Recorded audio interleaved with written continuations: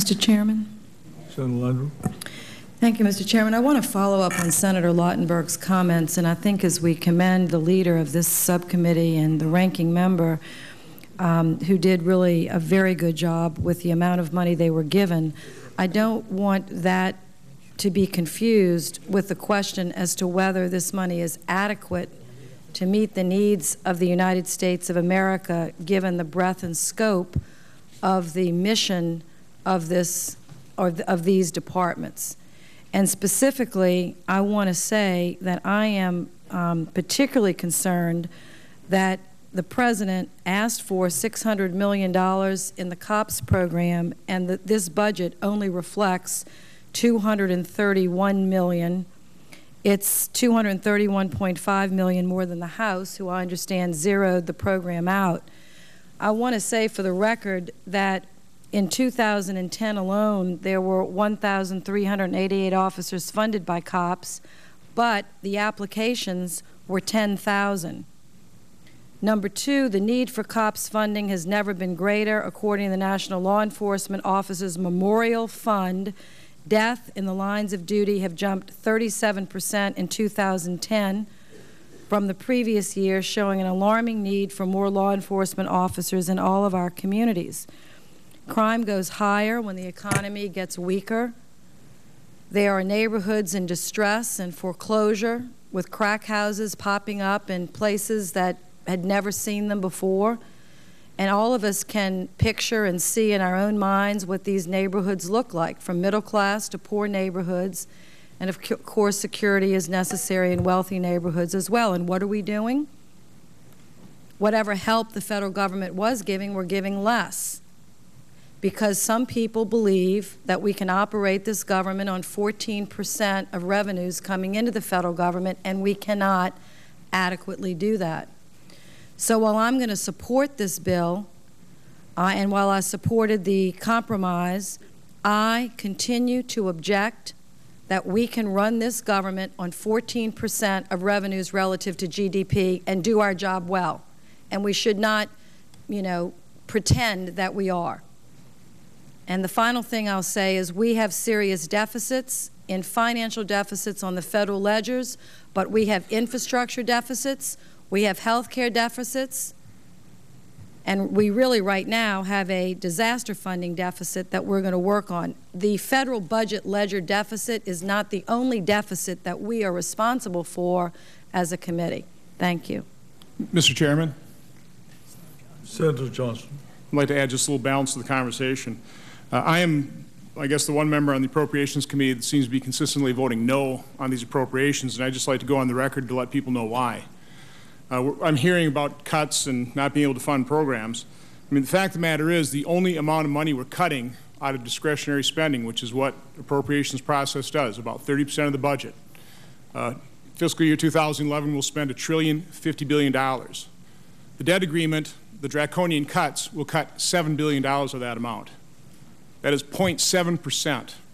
Now, in business where I come from, if you ask department heads to cut 0.7% of a budget, they do it without even breaking a sweat. If you want to take a look at that $7 billion cut in relationship to the entire budget, $7 billion in relationship to a $3,600 billion a year budget, that's a 0.2% cut. So again, I understand all these programs are very worthy, but the fact of the matter is this year we will spend $1.3 trillion that we don't have. Next year, the estimated budget deficit will probably be $1 trillion that we don't have. So I just want to go on record, so that people understand I'm voting against these appropriation bills because we simply are not seriously addressing the fiscal situation in this country. Thank you, Mr. Chairman. Mr. Chairman, I'd like to respond. Senator Alexander.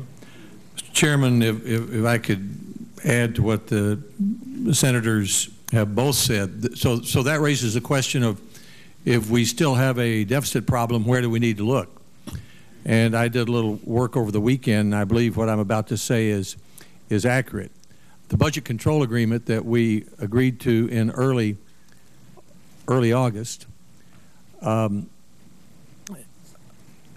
according to the Congressional Budget Office, will mean that for the next 10 years, discretionary spending will rise at a little less than the rate of inflation which is a low rate of inflation.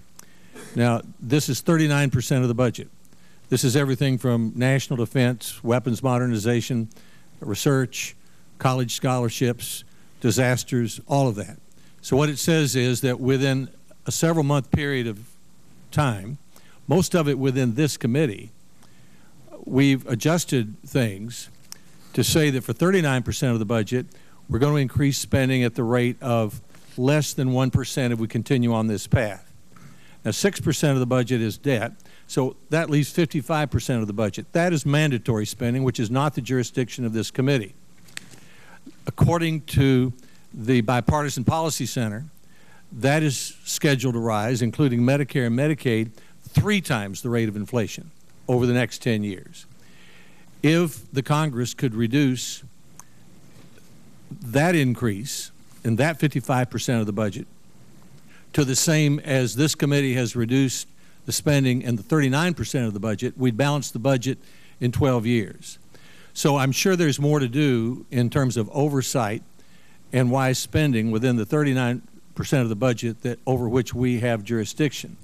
But I think it is worth saying that if we could get the rest of the government on a path even remotely close to the path that this part of the government is on, we'd be in much better shape. And if it were on the same path, we'd balance the budget in 12 years.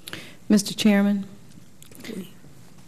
I'd like to follow up on that because I think this is a very important debate. I know we don't have a lot of time, but I appreciate the comments of Senator Alexander, and I think that he has absolutely hit on something that is essential for us to do. And I look forward to working with him on the other part of the budget. But I want to get back to the comments of Senator Johnson, and I say this respectfully. Your comment is we simply don't have it.